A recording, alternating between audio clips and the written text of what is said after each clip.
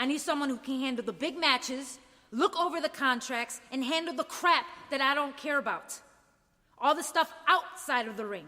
So I can focus on what I do best, and that is hurt people in the ring. You got it? I'm your man.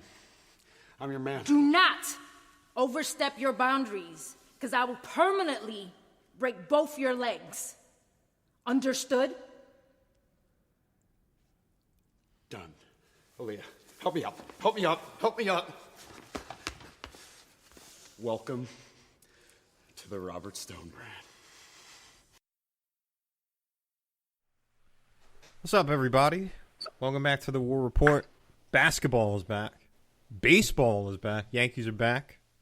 Lakers are playing right now. We're back talking about NXT and AEW. Of course, I'm your host, Murjani. Joined by Cyrus. How you living? We talked so much, I forgot to hit record. Yeah. Oh, well, everybody missed a great introduction, apparently. Yeah. But It was a nice, smooth conversation about Impact. I think that is the most I've learned about Impact in so long. it's funny because I feel like this is probably the most a lot of people have talked about Impact in a long time because with Slammiversary, they had some eyes on them this weekend because there was a lot The of Good Brothers did their thing. There were a lot of 90-day contracts that were up. People were interested to see who was going to show up.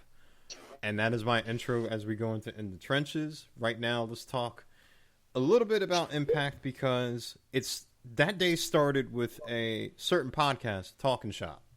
Anderson and Gallows talked about their experiences with WWE. Weren't too kind on Paul Heyman. They are not fans of him. And we learned a little tidbit with that because when their contracts were up initially, they were going to sign with AEW. So the first team that the Young Bucks were actually going to feud with was going to be Anderson and Gallows. They were going to get attacked on the first. That was how the first Dynamite was going to end. So you had them. You had an AEW contract in front of them. Then you had a New Japan contract in front of them. So that combined would have been or made what they were making in WWE. Triple H, of course, went to Japan, added a couple zeros to it. They stayed. They Got real cerebral. They've voiced their disagreements on their run. Be as May. Flash forward to Impact Slammiversary. They got a whole bunch of free agency acquisitions. Heath, EC3, Eric Young, Kurt Hawkins, Anderson, and Gallows. A lot of ex-WWE guys. Yeah. Also, a lot of people I was never really that excited for in the WWE. So that picture of them all doing the middle finger is just like, that's cool. I'm still not going to watch though. And I definitely feel like someone like Heath Slater would definitely come back. Well, Heath came back to Raw, right? For what they were doing with Drew got him a quick bag. Galloway. So I thought like he was going to sign, but he showed up on Impact. By the way, Slammiversary, Impact has to work on their sound. There's no reason why you're doing a replay, commentary's talking, and then there's an echo of the replay talking over what commentary is doing while it's in the ring. No reason. Just live direct feed. If you can sign all these guys, you can make sure your lighting is right. Because it looked like Lucha Underground at some points. That's how dark it was. Without gritzy cinematography. And if somebody's cutting a promo like Heath, wire his sound to his mic. People were talking about, all right, man, I can't hear him. Basically, with these acquisitions, I'm like, okay. You know what I mean? Like, Impact gets eyes on them. Heath is basically doing, like, the free agency thing. Like, all right, you're not really signed here. You know what I mean? Like, I guess he's working for a deal. Eric Young was in a title match. EC3 is going after Moose. Kurt Hawkins, I'm not even sure what he's doing yet. They just did a promo for him coming to, Impact. and then Anderson and Gallows, they're going to get in the tag team title rings until they can go back over to Japan, because they said as soon as they could go back there, they will be there. That's cool. I think they're desperately needed over there. Kurt Hawkins, best of luck. Show us what you're all about. Yeah, I mean, there's a lot of good young talent and Impact. You got Chris Bay. You got, good guy. Yeah, Chris Bay, Willie Mack, Ace Austin, Trey. Seeing Willie Mack on Impact, I was just like, you've been here the whole time. See, watching Slammiversary, I think a lot of people felt that way. The North, I think, is one of the best tag teams in wrestling. They're just on Impact. You know what I mean? Like, if you don't have Access TV or you don't watch it on Twitch, you're not going to see them. That's very unfortunate. One thing I will say, and we did talk about this off air before we get into AEW, because we're going to switch it up. We're going to do AEW, we're going to do NXT, and then we're going to get into Last Rites. Thank you for your comments. We'll read them. Deonna Purrazzo, new Impact Knockouts Championship. They immediately cashed in on her. She beat Jordan Grace. Will mention, though, working without an Impact contract. This is a handshake deal. They put the title on her. Impact will always be a very weird promotion to me. But the fact that they're still running, maybe they're making all the right decisions. Anthem's got the bag, man. Anthem's got the money. They can literally do whatever the hell they want. Apparently, man, they just got a haul. I don't know. I know somebody mentioned Rusev to me. I have no idea. Maybe he goes to New Japan. Or maybe he's having a lot of fun doing his YouTube and Twitch. He could just do that right now. I know he had COVID. He has to wait until that subsides before he makes any decisions. But, we'll see. Yeah. Maybe. I feel like maybe he would have been at Slammiversary. I hope he makes it out okay, though. I would love to see him in New Japan. They need, you know what, like, given what just happened and what can possibly happen, I think Saturday and Sunday, Sunoku Lord, because that's a big pay-per-view coming up this weekend. Apparently Jay White is making his way back over there. Nice. Well, there's going to be a big-ass Bullet Club reckoning. The whole brand. It's all. Did WCW ever do that, where like the main feud was just all NWO guys? Well, there was a big feud with NWO Black and White and NWO Wolfpack. It was short lived though. Like, it should have went on longer, but they cut it off at the knees, and then they kind of combined them all together with Hulk Hogan, and then it was just like this weird hosh-posh with Hogan, Nash, Scott Hall, Lex Luger, and then like guys like Stevie Ray, Crush, IRS. They were just kind of like NWO's second team. the B team. That's essentially what they were, and I mean, hopefully New Japan does not do that, because they've done this once before, having an infighting in Bullet Club. Like, let's not... Like, not even, like, within, like, it's been 5 years since that, or, like, less than that. Like, they didn't even really let that... they didn't let that shit simmer at all. They were just like, most of that story... stuff with Cody and Kenny? That was like a year ago. It was like 2 years ago. Yeah, a year and a half ago. But I remember the original one where it was like really more internal, where it involved Kenny Omega and Tama Tonga, and then they rehashed it again for Cody and Kenny. Yeah, and that was like mainly a ROH thing. Yeah, it was Cody and Kenny, because it was like, all right, who is the head of the Bullet Club? Then it was like Tama Tonga, because he had enough of like all the elite stuff, and he said that Kenny's not Bullet Club for life. Then Cody and Kenny kind of hashed it out, and then the Tongans attacked them at the New Japan US show. I remember that because I think Haku Yeah, Yeah, I remember that. I remember attacked them, and then that ended, and then let's not do this again, New Japan. Like Ghetto, if you're listening to this, of course he would be listening to the War Report. Don't do that again. Let's, you know what I mean? Like figure it out, do it quick.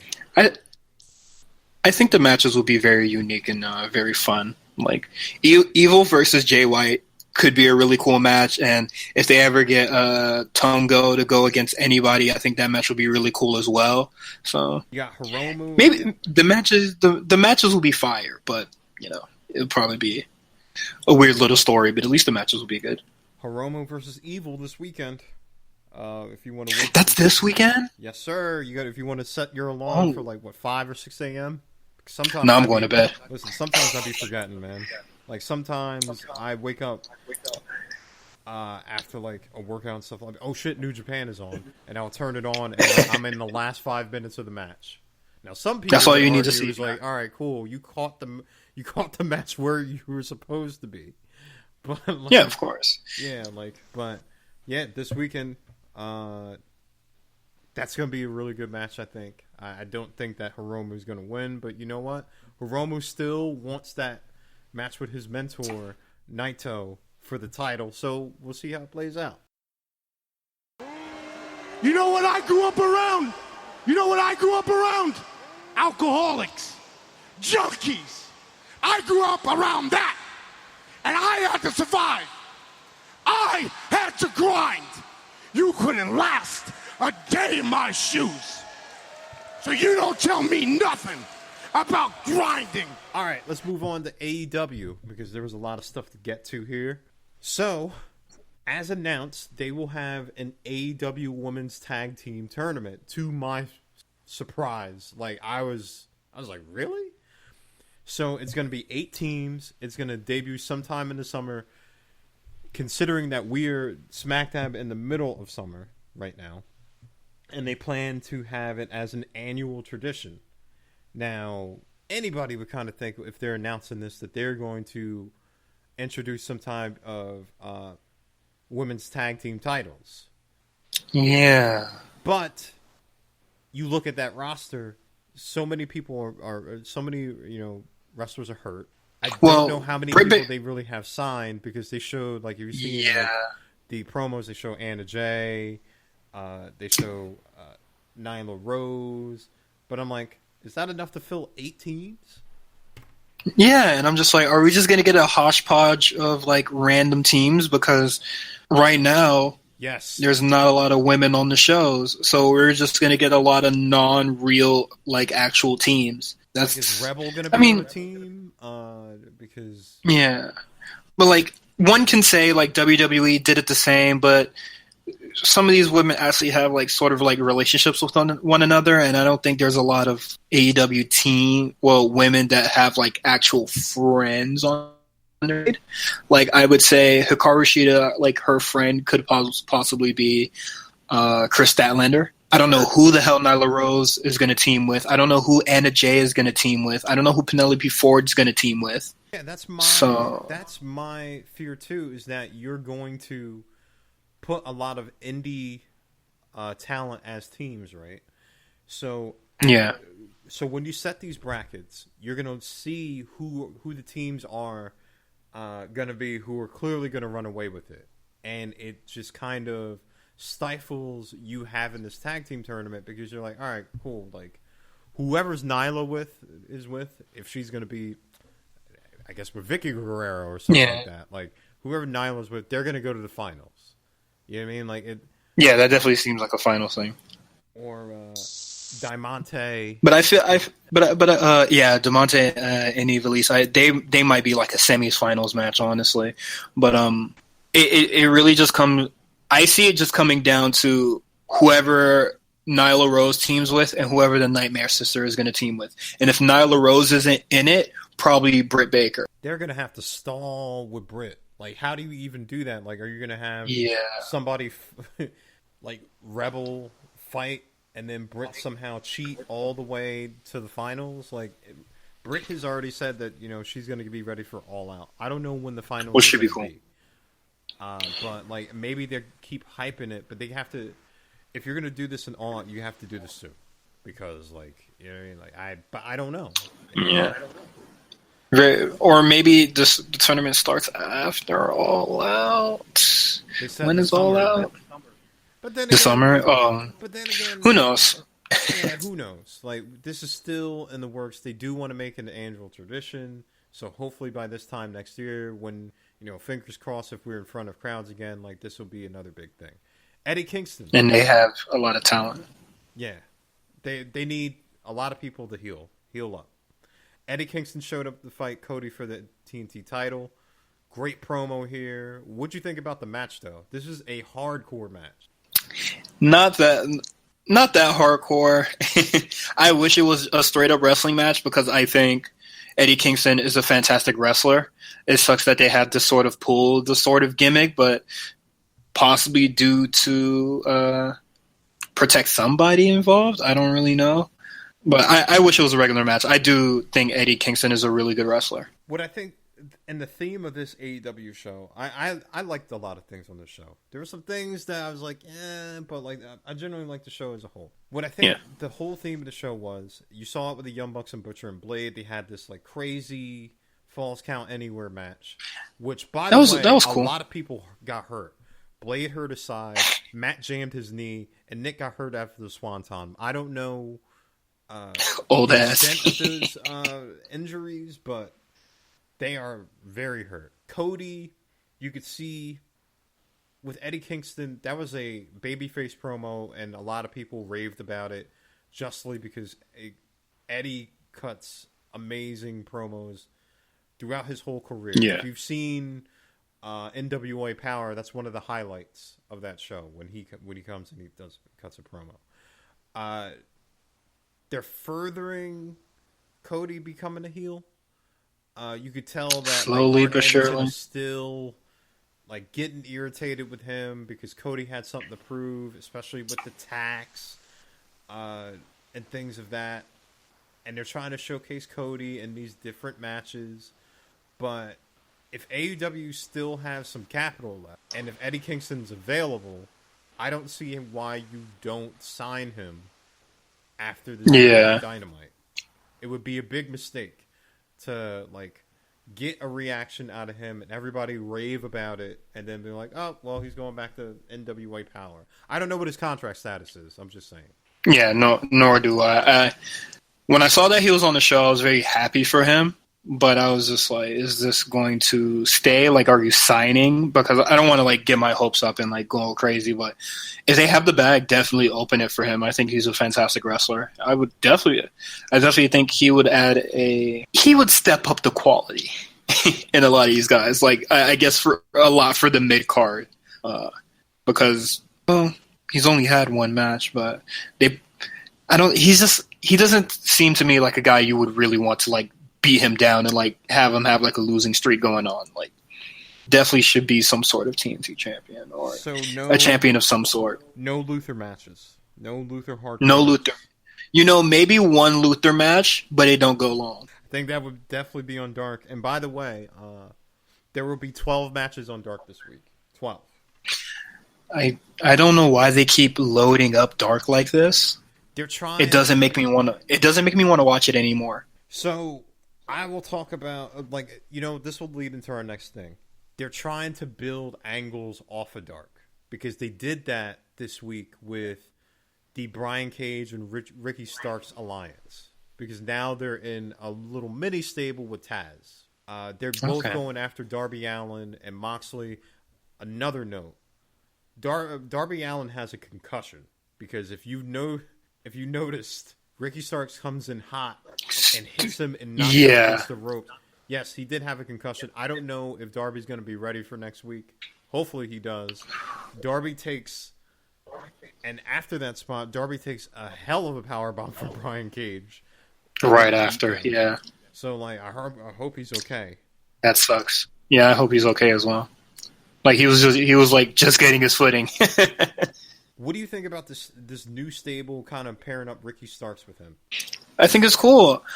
Taz definitely is a great talker, so he's going to do amazing work for both of these guys. I just hope that maybe we do see them have some actual goals, because I'm still not sold on this FTW title thing. Like, it's not like it's not real to me, you know. Like, it's just on the show. Like, it doesn't really mean anything to me. I know you've been sour on the FTW thing, and we'll get to that in a little bit. But I do like Taz being the mouthpiece of these two men. If you do watch Dark, he's really good at commentary. It seems like him and he's him fantastic. and Excalibur actually have a different sort of chemistry there. It's a lot looser than the main show. Like Brian Cage, you just need him to be. I wanted Taz to replace JR for the longest, and Brian Cage just being a badass. He expressed that he wanted to talk more, and I definitely think this week would have been nice for him to just talk to Taz in public about what he did.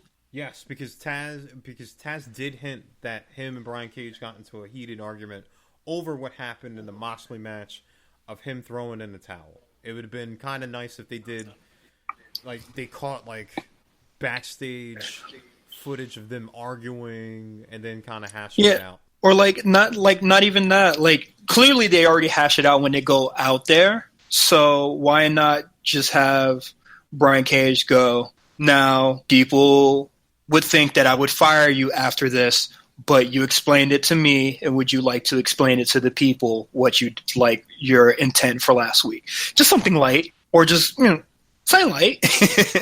I hear you. I agree with that. I do. Like, you can have him. It's back to the 90s. Like, you could have the badass say a few things and not kind of destroy the allure, and then have Taz be the man. Yeah. And then I just think he gets to do his thing where he just talks a little bit more. Like, I know people did trash like his promos in Lucha Underground. I don't remember them too well. I like them a lot in Lucha Underground. So just keep it short. Like, I don't think you could cut a really bad promo if it's short. So next week you got Mox and Darby versus Ricky Starks and Brian Cage in the Tornado tag match. That's going to be insane. Hopefully Darby's okay. And if Darby's not okay, I would like to see Ricky Starks versus Moxley. That's the match I would prefer to see instead. And have that on the main show. Don't put that on Dark. Don't put anything on Dark.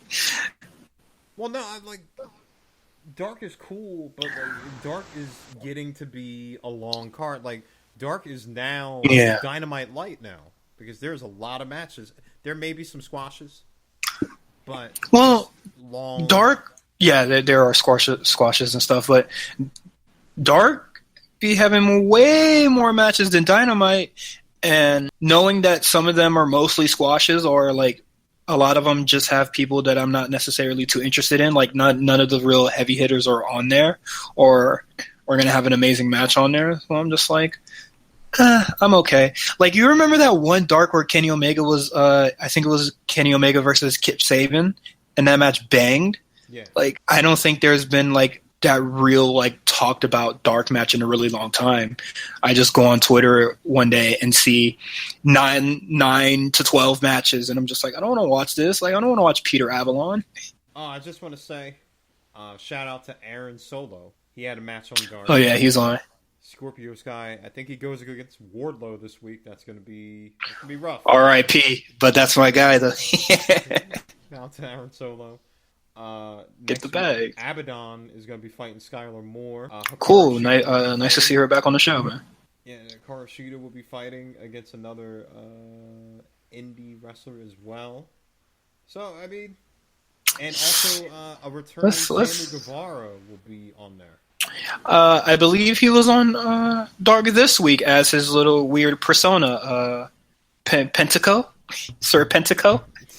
Oh, another Such a lame name. Another match that I will highlight. A guy that I'm going to highlight that's on Dark too, Will Hobb. Sign him, please.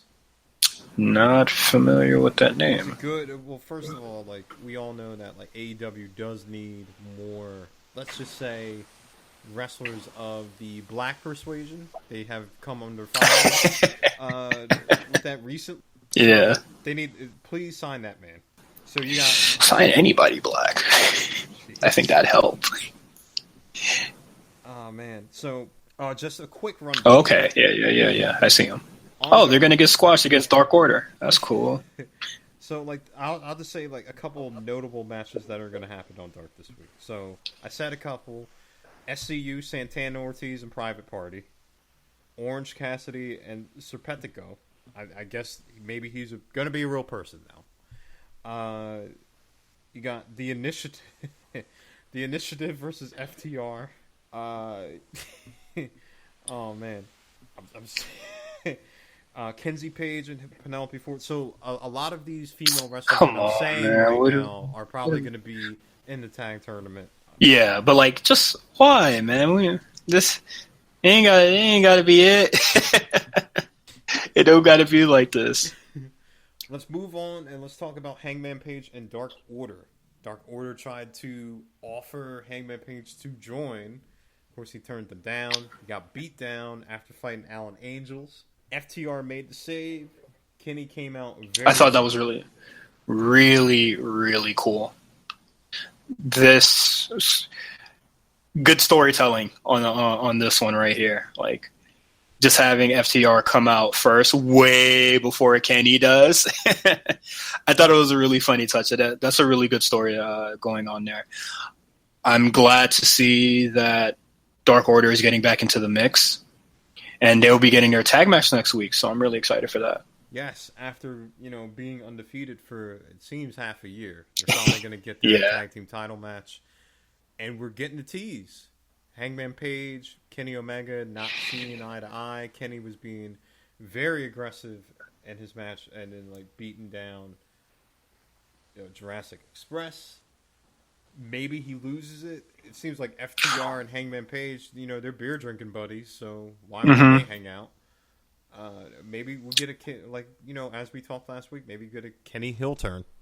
Yeah, Kenny is sort of losing his screws. So I just thought of right now, what if he joins Dark Order? Damn, Dark Order has a lot of members, don't it? It would have... Yeah, but I think Kenny would definitely need the comfort of a cult right now. That would be... You know what? I've never thought of that as a possibility. That would be an interesting wrinkle. Would you have him? Would he be over like Brody Lee? Probably not, because he's mostly just there for the comfort, not for power or anything. So maybe he's just there to be just to be really a part of a group. It doesn't really matter his position. He just wants to have that shield around him. So, I mean, you could play that up because I could see, him being ostracized with Hangman Page and him hanging out with FTR, and then him being too irrational for the Young Bucks, and of course Cody's doing his own thing. So he could be wallowing in the weeds, and then Dark Order's hey, listen, join us. But would you have somebody like Kenny Omega be under somebody, as in be a second in command? Well, you see how Colt Cabana is usually just always around him. Maybe Kenny is more. Maybe he'll.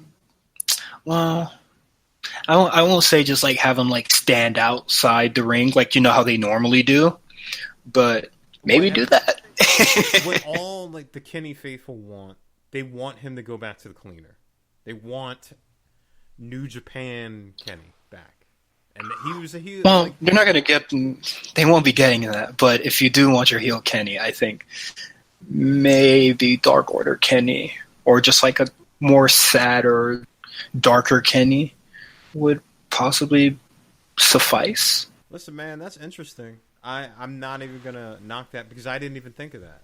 So, we kind of speak some... I'm with it. Hey, we kind of speak some of these storylines into fruition if you've listened to previous episodes. So maybe they're listening to this and they're taking... Hey, man. This comes to life.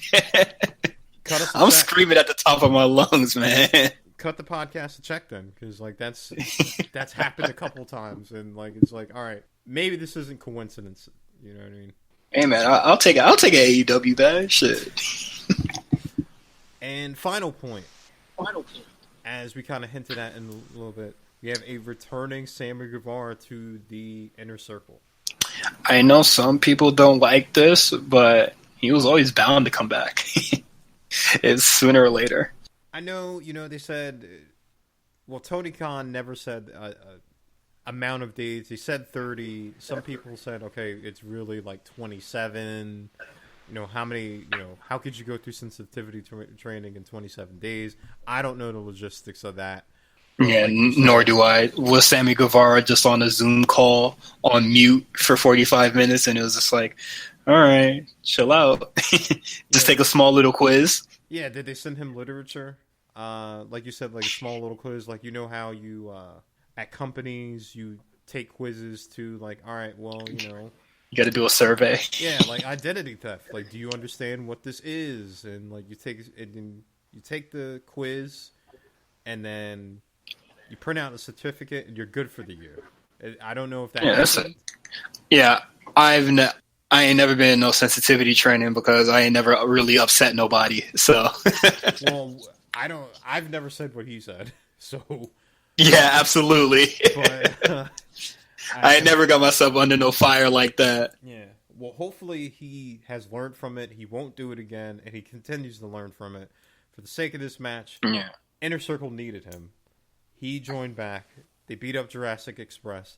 And now you're going to have a big-ass powwow next week. Not excited for that. I am not excited for that. You have all the Inner Circle versus Orange Cassidy, Best Friends, and Jurassic Express. It's a 10-man tag. It's a 10-man tag. The last, multi-man match in AEW that, went crazy was that tag team 4-way. That was a really long time ago. This is going to have to end the show because it's going to eat up so much time. Yeah, and I'm not going to I'm not for this right now. Maybe we'll open the show. AEW's weird. Cody might. Well, it depends on what the independent star they get to fight Cody.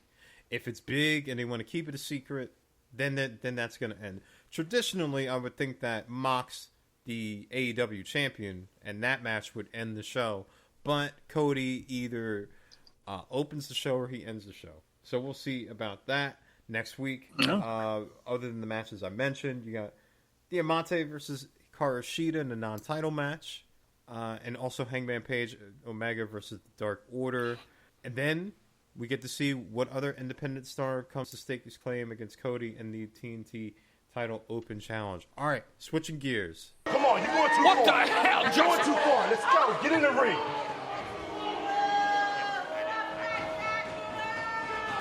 Oh, we can stop this. I said no. It's on me. This has to be breaking Keith Lee's heart. Nobody cares about Dijakovic more than him. About NXT. Really good show. I thought that both these shows were good for different reasons. NXT, you're building blocks now. Now you're seeing the future. Because now you have NXT TakeOver 30. And by the way, that logo is fire. That literally fire because there's fire in it. It reminds me. Is it the Ice Cube or the Vin Diesel movie that's just like State of Triple X or some shit like that? Like it really reminds me of that. That was really dope. Good logo. Of course, now a lot of people speculated that the announcement that William Regal had was going to be, him retiring or bringing NXT UK people over. I read that they were going to shut down NXT UK because everybody just hates NXT UK for some reason. I definitely, the way I read that tweet earlier that morning, I definitely thought he was going to step down, and some of us estimated that Paige would possibly be taking over. I was just like, sure, because, Backstage got canned, but if Paige just wanted to be on screen, then let her do her thing. But I'm glad Regal is still staying around. I think he's a really good general manager. Like, he gets involved when he needs to, and there's never been really any real shenanigans with him throughout the years I've been seeing. Well, I think if you had Paige be basically like the GM for NXT, it would just be weird. She did a good job when she was on the main shows, but Regal is NXT. It would have been weird to even have that. NXT UK, I think what happened was they took a few people off the main poster and re-angled it and things like that. Basically, that's about it. Speaking out. well, like, is it a result of speaking out, or is it just a normal update? Well, none of us really knows. I didn't read that like too deep into it. You know what I mean? Like, yeah, they took. Well, taking Jordan Devlin off, yeah. Taking Tyler Bate and Trent Seven, yeah, maybe. I don't know. But who knows? We'll see. The thing that was actually announced was the North American title tournament. Keith Lee cuts a great promo on why, you know, he wanted to do this and relinquish the title, of course, to give people a chance. I thought this was really cool because there's too many damn people that they have in NXT for him to do the whole double champ thing. Like I said, I know double champs are all the rage in wrestling right now. You don't need it in NXT because people would just be fighting for fighting's sake. Yeah, I said it last week. Having the whole double champion thing kind of just like streamlines everybody into one direction, and that one direction is Keith Lee. So I'm glad that they, you know, relinquished it, especially if they were never planning Keith to book Keith Lee in 2 matches in the same night, then don't do the double champion thing. Or even if they weren't planning for him to like defend the NXT championship one night and then like the North American like another night, if that was never in the plans, then like you don't have to do it. Although that would be weird. It's working pretty well for Sasha and Bayley, but it would be a lot of extra work for Keith Lee at least. So I think it's really cool that now we're getting this really cool ladder match, right? It's a ladder match? Yeah, it's going to be a ladder match. It's going to be a triple threat ladder match, I believe. Like I said, like with Keith Lee, like he joins champions like Asuka who have to relinquish the belt. They didn't lose it. That's special. They should keep it that way, by the way. It shouldn't be like everybody like relinquish the belt. You should lose it. But, you know, Keith Lee started his ascent with the North American title. He's got the main title now. He doesn't really need the North American title. You know what I mean? Yeah. I feel like we always felt like he was going to be NXT, and maybe they're just doing some course correction. Like maybe him having both titles was never really in the cards, but they found a way to make it work, and now they're just going to do some course correction going into the original plan, and maybe the ladder match will be the start of this, and then whatever they written before the whole COVID thing started, you know. Well, he gets that accolade, right? He gets to be the first double champ in NXT. And that may never happen again. Yeah, it shouldn't happen. It may never happen again. You're right. So, like, he gets that feather in his cap, and now that he has it, now you could just kind of, you know, give that title and have other people fight for it. The first qualifying match, Bronson Reed, Roderick Strong, and Johnny Gargano, was probably my favorite match of all of Wednesday. Bronson Reed was taking a couple L's against Karrion Kross. Roderick Strong, Johnny Gargano, both previous North American title holders, made him look great. I think, like I've said, like NXT knows how to book triple threat matches. Bronson Reed looks strong and athletic. Roderick Strong and Johnny Gargano still got to get their stuff off fighting each other. And maybe you want to see that down the road. And then, you know, Bronson Reed picks up the win, which was the right thing. You want to elevate your new guys. Well, to me, it was the right thing. You want to elevate your new guys. Yeah. Roddy and Johnny Gargano, they don't need the title. They've already had it. Yeah, like two former champions. When I saw Johnny Gargano was in the match, I was just like, oh, I guess he's going to like be in the match because, you know, they need some sort of like, I guess like large NXT entity, I guess, or just like somebody to raise that sort of stakes of the match, I guess. But Bronson Reed getting the win, it surprised me, and I thought it was really cool. And the match was amazing, man. Roderick Strong still one of my favorites in NXT. Thick Boy moves on. Next week, you got Finn Balor, Dexter Lumis. They need to stop calling him that. That's next week, yeah. Finn Balor, Dexter Lumis, and Timothy Thatcher, and another qualifier. Oh. That is going to be a crazy. My yick hard, bruh. Yo, I heard Finn Balor said Dexter Lumis, Timothy Thatcher. I was like, turn this shit the fuck up. Oh my god, I am very excited for this match next week. It's a crazy clash of styles. I want to see how they work together, especially with Timothy Thatcher in it. And I don't know who's going to win. I don't know who's going to move. I don't know who's going to move on in that. Yeah, if Dog, if Finn Balor doesn't win, that's going to be so wild to me. They could pull the wool over our eyes and Timothy Thatcher would.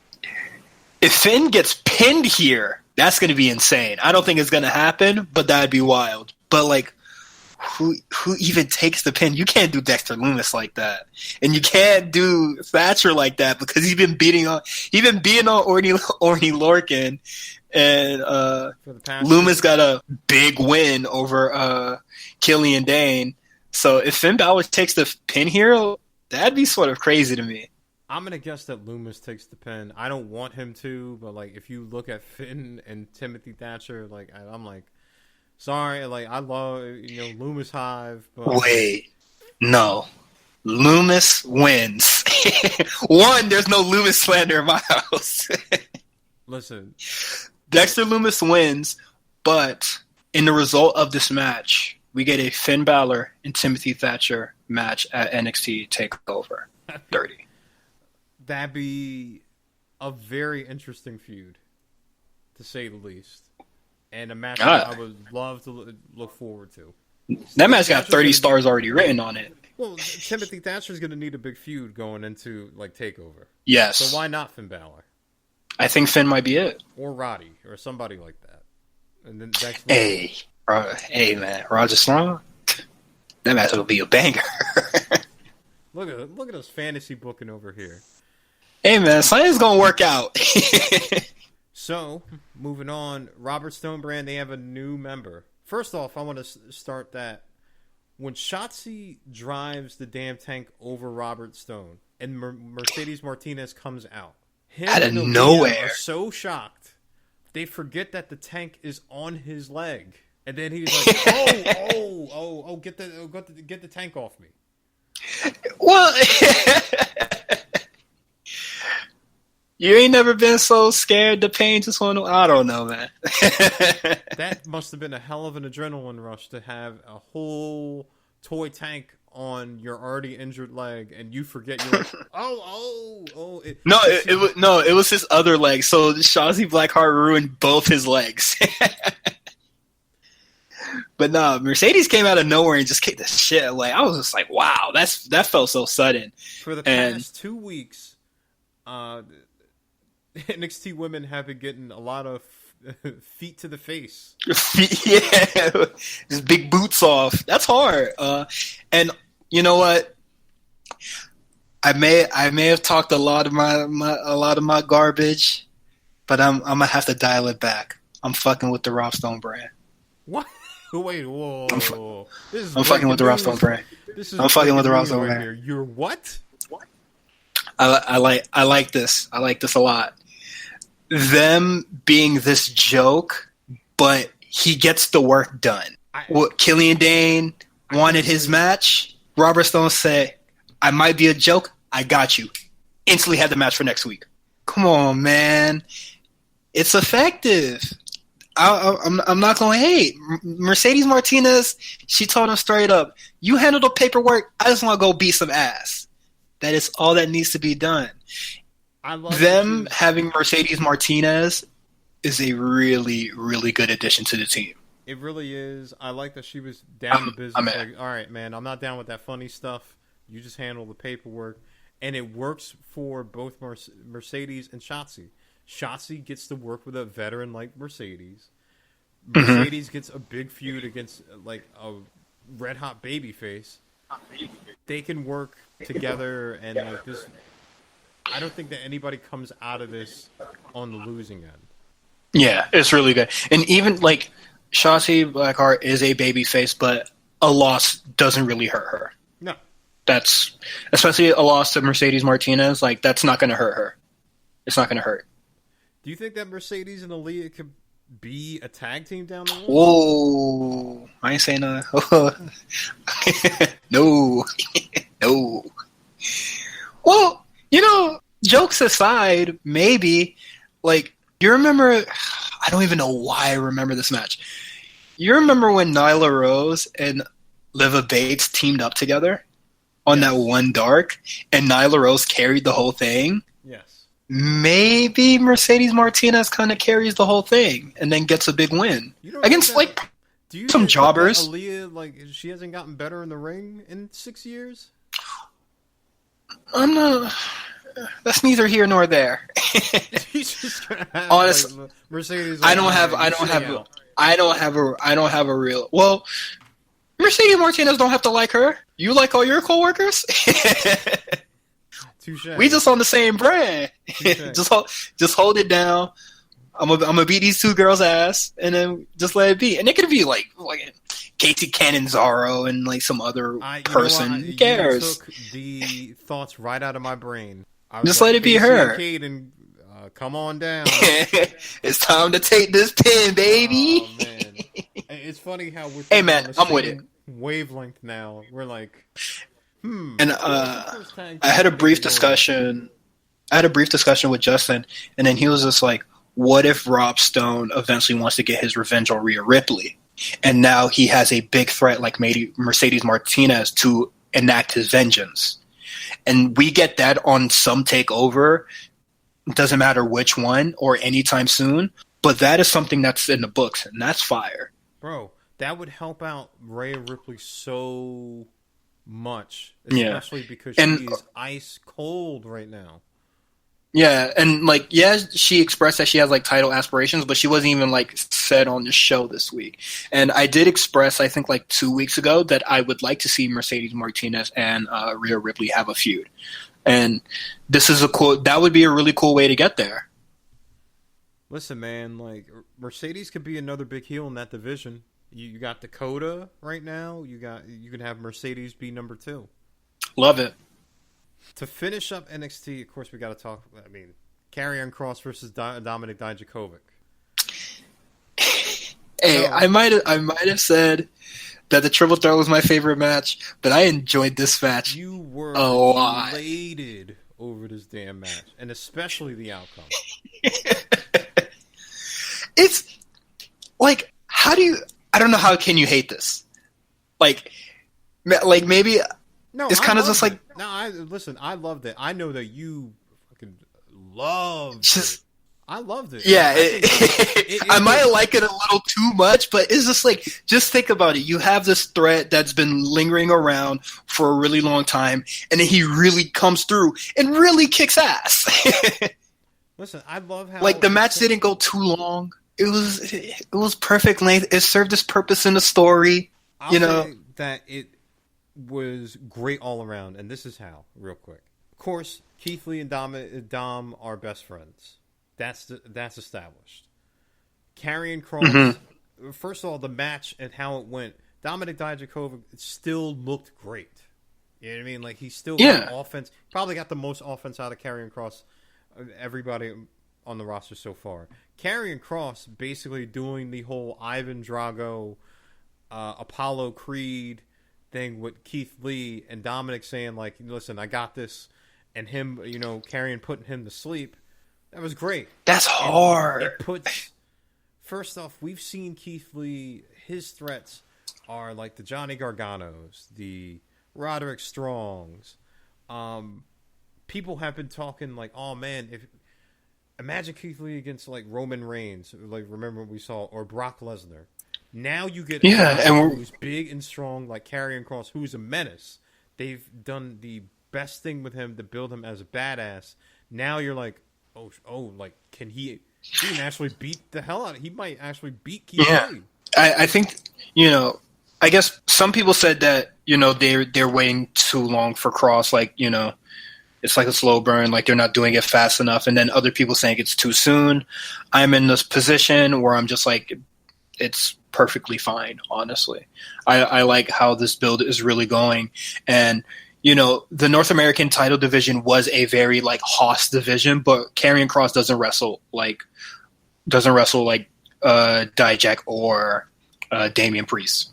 So you saw like a sort of like Randy Orton with a lot of headlocks and just being just overwhelmingly powerful. Like that's really cool. And then just seeing him, somebody that's taken Keith Lee to the limit. Yeah, that's another. Right? And then Dijakovic has taken Keith Lee to the limit. He's beaten Keith Lee. You know what I mean? Like Keith Lee. He was really just playing with him, bro. Keith Lee's not going to like be running over Karrion Kross. It's not gonna happen. Yeah. So now you have a real threat with you. I think it's just a natural progression. You don't sit on somebody like Karrion Kross. And SummerSlam takeovers are usually big. So you have to pull the trigger on this. Like, whether if Keith Lee loses and, you know, which I don't think he will.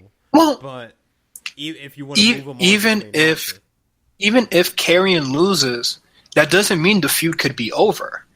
People just think once they lose, like, the feud is over. But, like, we've seen feuds go on for 3 months, 3 rematches, or, you know, best of 7 series. Is like, we've seen this sort of thing happen before. So even if Karrion Kross loses, he can certainly just come right back. Like, there's no win-loss shit. So it doesn't really have to end at TakeOver 30. So is it too soon or is it too late? Whatever. The story, let's just see how the story plays out for now on that. But I think it's going to be really cool. I agree. You know what I mean? Let's see how it plays out. You can't go back to Adam Cole again. I don't think so. Yeah. I think he's main roster bound.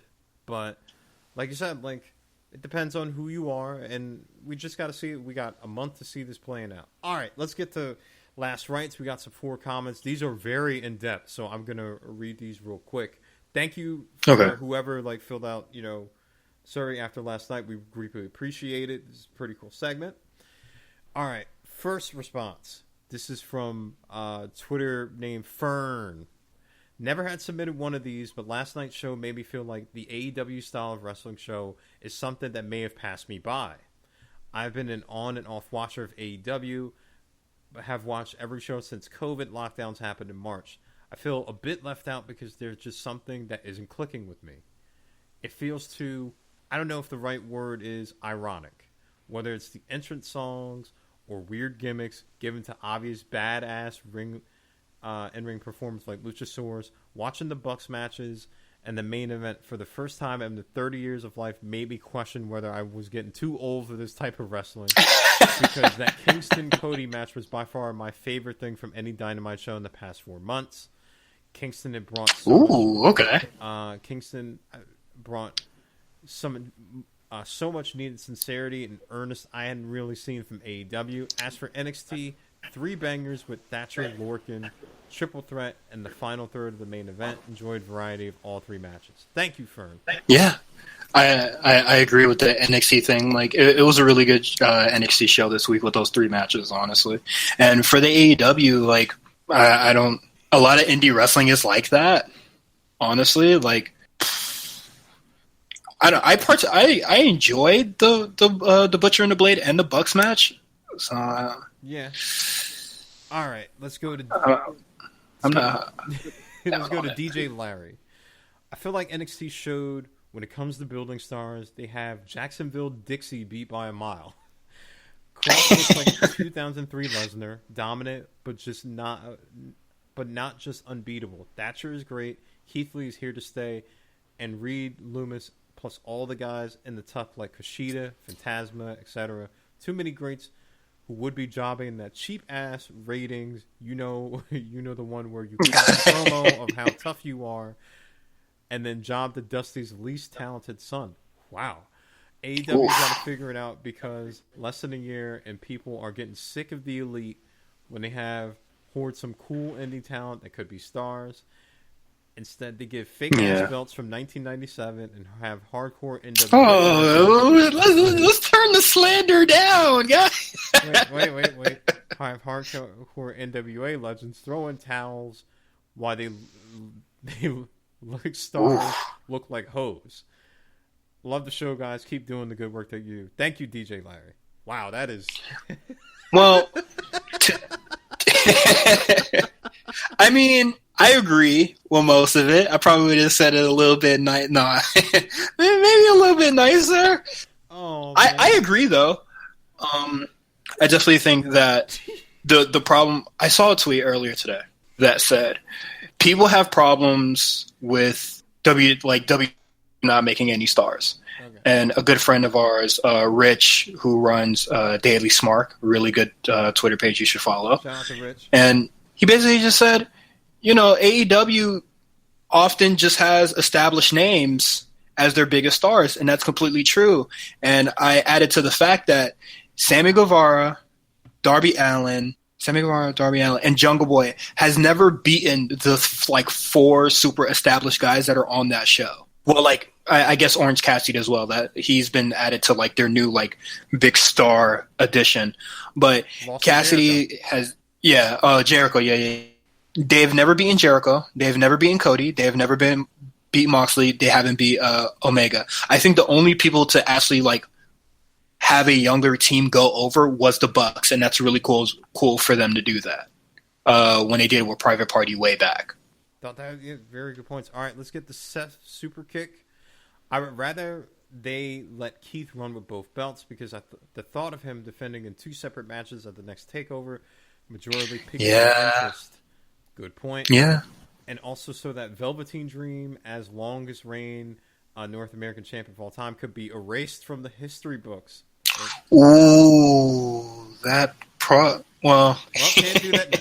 So, but that's also a good point. That would have been a good idea. Plus, if he just loses the NXT Championship at TakeOver 30, what was the point? That being said, I like the idea of doing a fatal 5-way ladder match to crown the new North American champion. The fact that talents like Bronson Reed and Timothy Thatcher, Dexter Lumis are going to be given a chance to have TakeOver shine is great. And the triple threat tonight was really good. Solid show overall. Really looking forward to how the next couple of weeks shake out. Also, Io Dakota will majorly slap, but we pretty much all know that. I agree too. I am very looking forward to Io and Dakota. Yeah, I can't wait to see what they do next week with them because they touched on it a little bit this week. So I hope they do a lot developing that story next week. We got J-Mac WDC.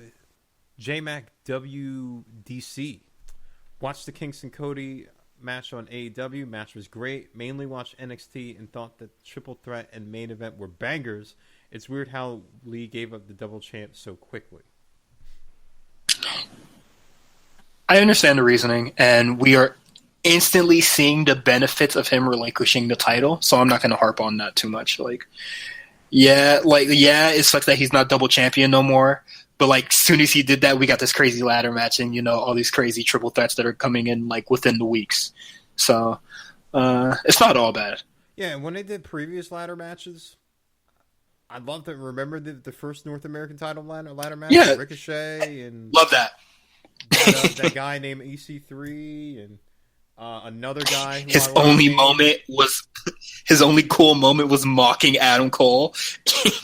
Adam Cole. Yeah, they did well, and they want to showcase their talent, and that's what they're doing. You remember Lars being in that match? That was the guy I was hinting at. The guy that shall not be. Lars Sullivan, who I have no idea. Where is this guy? That man's cooked. Karma's going crazy on his ass. He's been banished to the Nether Realm, or where what is the ultimate? Wherever Shang Tsung goes, from, nowhere or something like that. He's nowhere zone or something. I forget, but he's he's somewhere. He's just not on the show. And granted, previous comments and message board comments, good. I would say, yeah. Justin also said this on Twitter. NXT was strong this week. Strong is in all caps. Great triple threat. Good progression of Mercedes Martinez. And the main event angle was great.